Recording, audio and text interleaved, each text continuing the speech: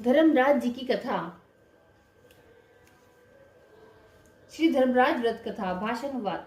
एक समय की बात है, नैमिषारण्य में सहस्त्रों शौनक आदि ऋषि गण परम श्रद्धा के साथ पुराणों के मर्मज्ञ सूत जी महाराज जी से बोले कि भगवान, हम आपके मुखारविंद से धर्मराज जी की कथा, उसका विधान और महात्म्य सुनना चाहते हैं, सो अब आप कृपा करके यही सुनाइए। सूत जी बोले कि हे ऋषियों, आप लोगों ने मनुष्य के कल्याण की कामना से मुझसे यह पूछा है, अतः आज मैं आप लोगों को धर्मराज जी की कथा ही सुनाता हूँ। सारे तीर्थ तथा व्रत करने से तथा नाना प्रकार का दान देने वाले मनुष्य भी जिनके उद्यापन को किए बिना सुख के भागी नहीं हो सकते, इस विषय में आप लोगों को इस लोक में सुख और आगे स्वर्ग सुख प्राप्ति के लिए धर्मराज की श्रेष्ठ कथा कहूंगा। आप लोग विश्वास रखकर श्रवण करें। पूर्व काल की बात है, राजा बभ्रुवाहन महोदयपुर में राज्य करता था। वह राजा बड़ा धर्मात्मा, दयालु तथा गौ, ब्राह्मण और अतिथियों का पूजक था।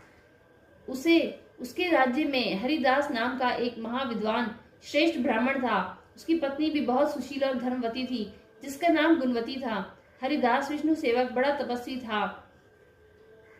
तदनुसार उसकी पत्नी श्री भगवान की भक्त और पतिव्रता थी।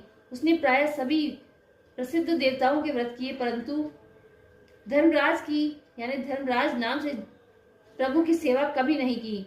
वह गणेश के, चंद्रमा के, हरितालिका आदि देवियों के, राम जन्माष्टमी, शिवरात्रि आदि शिवजी के सभी व्रत किया करती थी। बड़ी श्रद्धा से सदा एकादशी का व्रत करती हुई यथाशक्ति दान भी देती रहती थी और अतिथि सेवा से भी कभी विमुख नहीं रही। इस प्रकार धर्मपरायण वह वृद्धावस्था में मृत्यु को प्राप्त हुई तो धर्माचरण के प्रभाव से यमदूत उसे आदर पूर्वक धर्मराज के पुर को ले गए। दक्षिण दिशा में पृथ्वी से कुछ ऊपर अंतरिक्ष में धर्मराज जी का बड़ा भारी नगर है, जो कि पापी लोगों को भयदायक है। धर्मराज का पुर 1000 योजन का है। वह चकोर है तथा उसके 4 द्वार हैं। वह नाना प्रकार के रत्नों से शोभायमान है। उसमें कई मनुष्य जो पुण्य भोगने को गए हैं निवास कर रहे हैं।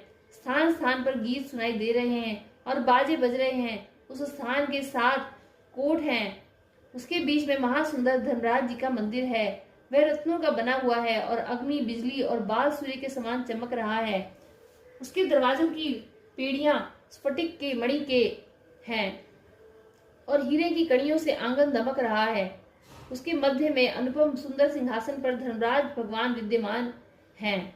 उनके पास चित्रगुप्त जी का स्थान है, जो मृत प्राणियों के पाप पुण्य का लेखा भगवान धर्मराज को सुनाया करते हैं। यमराज के दूत गुणवती को वहां लेकर गए। उनको देखकर वह भयभीत होकर कांपने लगी और नीचे मुख किए खड़ी हो गई।